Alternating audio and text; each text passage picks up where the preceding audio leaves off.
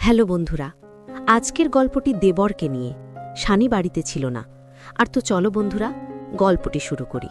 আমি তিশা, বয়স 25 পেরোল।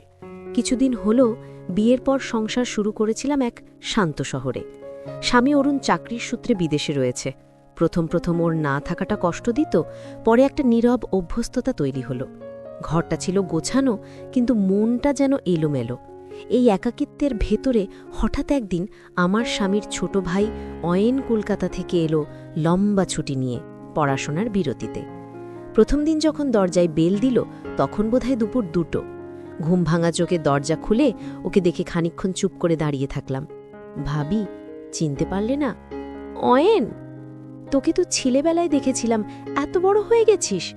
ওর চোখে ছিল একরকম নরম দৃষ্টি। আমি হাসলাম, ও ঘরে ঢুকল। সেই শুরু। প্রতিদিন দুপুরে রান্নাঘরের কথা হতো, ছাদে শুকনো কাপড় তুলতে তুলতে একসাথে গল্প হতো। আমার একঘেয়ে দিনগুলোতে যেন একটা নতুন রং মিশে গেল অয়নের উপস্থিতিতে। কখনো ও আমাকে জিজ্ঞেস করত, ভাবি, আপনি একটা ভয় পানে না? আমি হেসে বলতাম, ভয় পাওয়ার চেয়ে অনেক বেশি সময় যে ভাবনার। ও আর ঠিক তখন ওর চোখে কিছু একটা যেন ঝলক মেরে যেত, যা আমি বুঝতাম কিন্তু কিছু বলতাম না। অয়েন এই বাড়িতে আসার পর কেমন যেন সময়ের গতিটা বদলে গেছে। সকালবেলা ও রান্নাঘরের পাশে এসে দাঁড়িয়ে জিজ্ঞেস করত, ভাবি, আজ কি রান্না হচ্ছে? তোর প্রিয় জিনিসই, আলু পোস্ত আর বেগুন ভাজা। আপনার হাতের রান্না মানেই তো বিশেষ কিছু। আমি হেসে ফেলতাম, কিন্তু জানালা দিয়ে যখন আলো এসে পড়ত ওর মুখে, ওর সেই প্রশংসার ভঙ্গিটার সাধারণ মনে হতো না।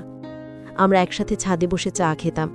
কখনো সন্ধ্যার পর লাইট চলে গেলে আমি বারান্দায় বসতাম অন্ধকারের মধ্যে একটু শ্বাস নেওয়ার জন্য। তখন অয়েন এসে পাশে বসে পড়ত। ভাবি, আপনার স্বামী আপনাকে খুব মিস করে না? হ্যাঁ, কিন্তু মনের মধ্যে একটা শূন্যতা থেকে যায় জানিস, যেটা চিঠিতে বোঝানো যায় না। অয়নের চোখে তখন একরকম মায়া ভেসে উঠত।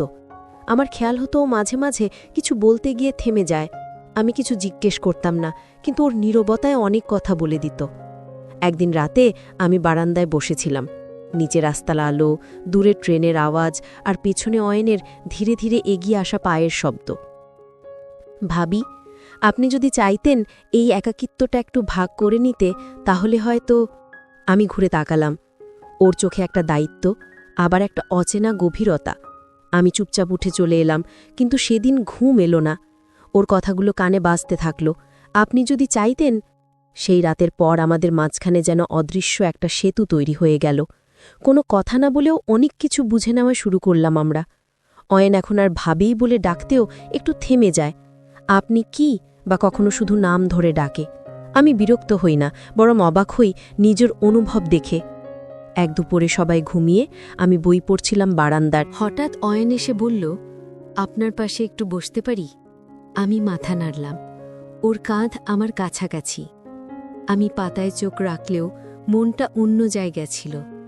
আপনি কি কখনো এমন কাউকে পেয়েছেন, যার সামনে কিছু না বললেও সব বলা হয়ে যায়? আমি চোখ তুলে তাকালাম। ওর দৃষ্টি নরম, গভীর, অভিমান মেশানো। হয়তো, তবে সেটা একসময় ছিল, এখনকার মতো নয়। আমরা চুপচাপ বসে রইলাম। মাঝে মাঝে চোখে চোখ পড়ছে, আবার সরে যাচ্ছে। তবু সেই নীরবতা, যেটা শব্দ ছাড়াই অনেক কিছু বলে দিচ্ছে। সন্ধ্যায় অয়েন কিচেনে এসে দাঁড়ালো। আমি চা করছিলাম। ও চুপ করে পেছনে দাঁড়িয়ে রইল।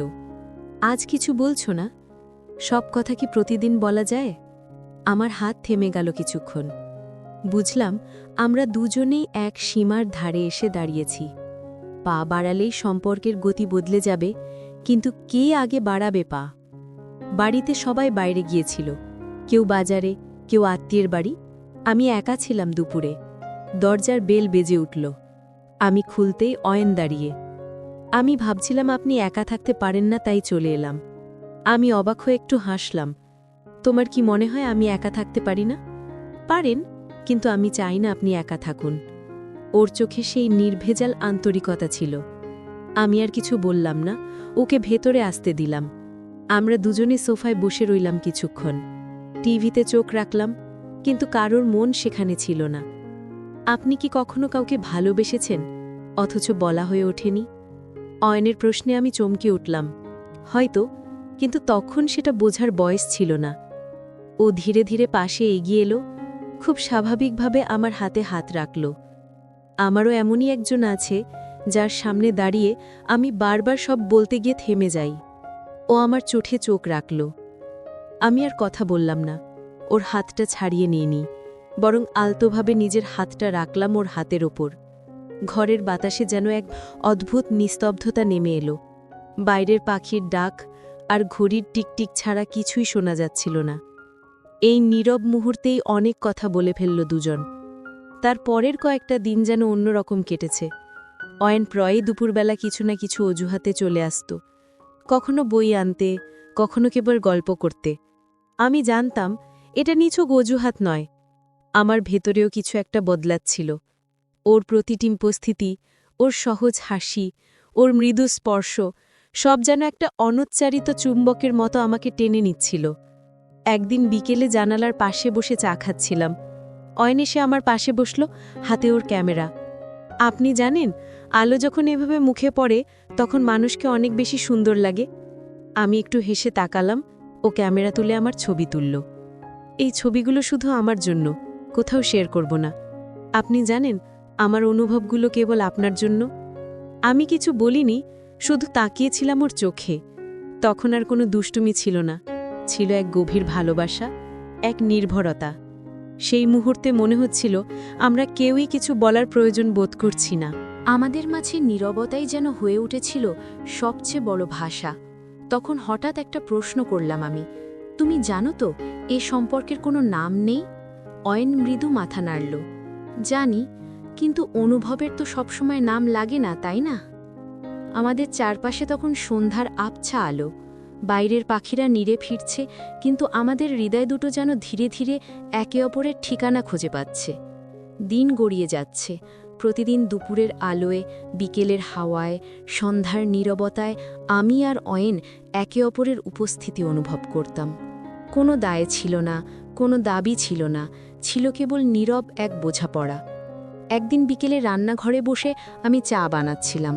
পেছন থেকে অয়ন এসে ধীরে ধীরে একটা কাপ হাতে নিয়ে বলল, চা তো আগের মতোই, কিন্তু আপনি দিনে দিনে অনেক কিছু পাল্টে ফেলছেন জানেন।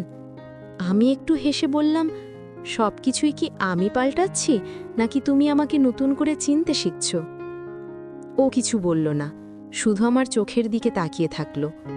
ওর চোখে একটা অদ্ভুত ধরনের স্থিরতা ছিল, যেন কিছু না বললেও বুঝে ফেলছে আমার মনের গভীর কথাগুলো। সে রাতে চাঁদের আলোয় ছাদে বসেছিলাম আমরা দুজন। শব্দহীন পরিবেশ, হাওয়ার মধ্যে ছিল একরকম ঘন ভালোবাসা। অয়ন আমার দিকে তাকিয়ে বলল, আমি কোনো কিছু চাই না, কেবল এই মুহূর্তগুলোকে মনে রাখতে চাই, যেমন তুমি আছো ঠিক সেভাবে। আমি ওর কাঁধে মাথা রাখলাম, আর কিছু বলিনি, কারণ তখন কোনো কথার প্রয়োজন ছিল না। আমরা জানতাম এই সম্পর্ক কোনো নাম দাবি করে না। সমাজের চোখে যাই হোক না কেন, হৃদয়ের গভীরে সেটা সত্যি হয়ে যায় অনেক সময়। এই সম্পর্কের কোনো ভবিষ্যৎ নেই, কিন্তু তার গভীরতা ছিল একান্ত, এবং সেটাই আমাদের কাছে যথেষ্ট ছিল। চুপচাপ নিঃশব্দে একে অপরকে ভালোবেসে আমরা মেনে নিয়েছিলাম, ভালোবাসা সবসময় থাকতে হয় না, শুধু অনুভব করলেই চলে। তো বন্ধুরা, ভিডিওটি ভালো লাগলে কমেন্টে জানাবেন। এই রকম ভালোবাসার গল্প শুনতে চাইলে চ্যানেলটা সাবস্ক্রাইব করুন এবং পাশে থাকুন, আর আপনার বেল আইকনটা বাজিয়ে রাখুন, যাতে নতুন ভিডিও আপলোড করা মাত্রই আপনারা দেখতে পারেন।